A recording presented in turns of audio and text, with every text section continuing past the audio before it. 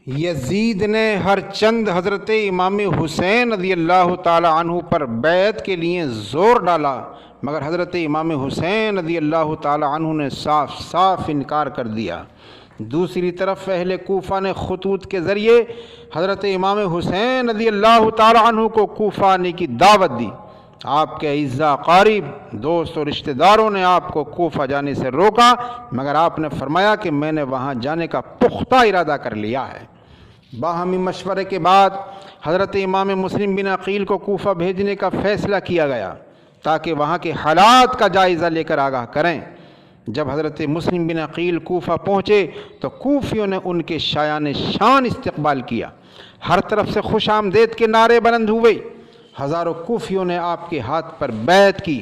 کوفیوں کا جذبہ و جوش دیکھ کر حضرت امام مسلم بن عقیل نے حضرت امام حسین رضی اللہ تعالی عنہ کو پیغام بھیجا کہ یہاں کی فضا سازگار ہے، اس لیے آپ تشریف لے آئیں۔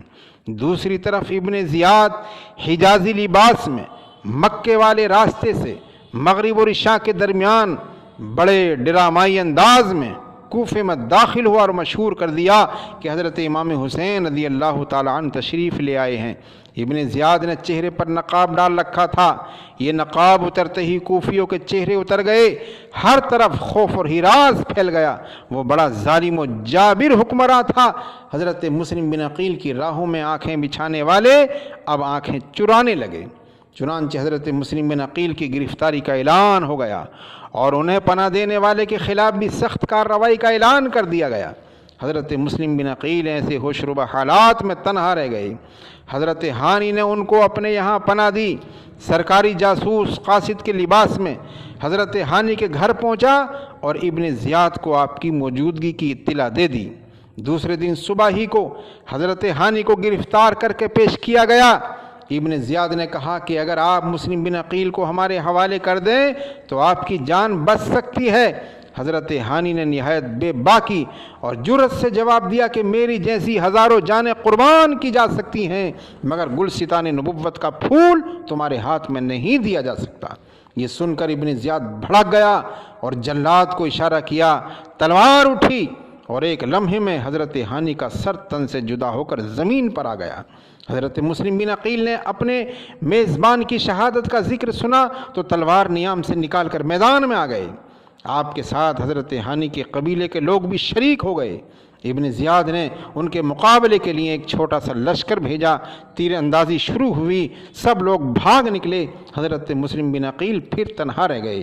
سارا کوفہ دشمن ہو گیا اور وہاں کے در و دیوار سے وحشت و بربریت ٹپکنے لگی۔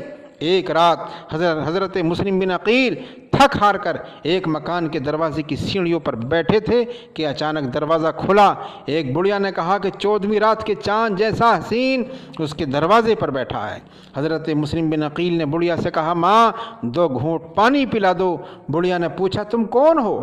آپ نے فرمایا، میں حسین کا وکیل مسلم بن عقیل ہوں، غریب الدیار ہوں، مظلوم اور بے کس ہوں، زمانہ دشمن ہے، لوگ میرے خون کے پیاسے ہیں۔ بڑھیا نے کہا، بیٹا اندر آ جاؤ، میں تمہیں امان دیتی ہوں۔ نیک دل بڑھیا کا بیٹا درباری تھا، کم بخت نے مخبری کر دی اور حضرت مسلم بن عقیل کی گرفتاری کے لیے مکان کا گھیراؤ کر لیا گیا۔ آپ نے گرفتاری دینے کے بجائے مقابلہ کیا، شدید زخمی ہونے کے بعد پکڑے گئے، ابن زیاد کے دربار میں پیش کیا گیا، جہاں آپ نے بے پناہ استقامت اور بلند حوصلے کا مظاہرہ کیا، لیکن ظالم کی آنکھوں میں خون اترا ہوا تھا۔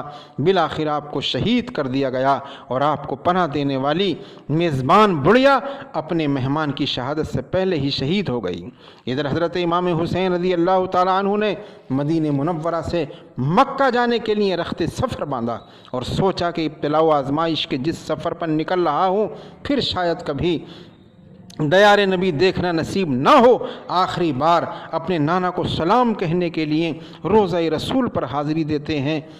تصور کیجئے کہ سیدنا امام حسین رضی اللہ تعالیٰ عنہ کے دل پر کیا گزری ہوگی جب آپ نانا کے روضے پر آخری سلام کے لیے تشریف لے گئے ہوں گے۔ نوازہ رسول کو معلوم تھا کہ روضہ رسول ایک ایسی دولت ہے جو مدینے کے علاوہ زمین کے کسی گوشے کو نصیب نہیں۔ اس سرزمین کی مٹی پر کہکشاں بھی ناز کرتی ہے، اس سرزمین کے مقدر پر آفتاب و مہتاب بھی رش کرتے ہیں، اس جگہ کی تعریف خود عرش والا ہی کرتا ہے۔ سیدنا امام حسین رضی اللہ تعالیٰ عنہ اس مرکز خلائق سے دور جا رہے تھے۔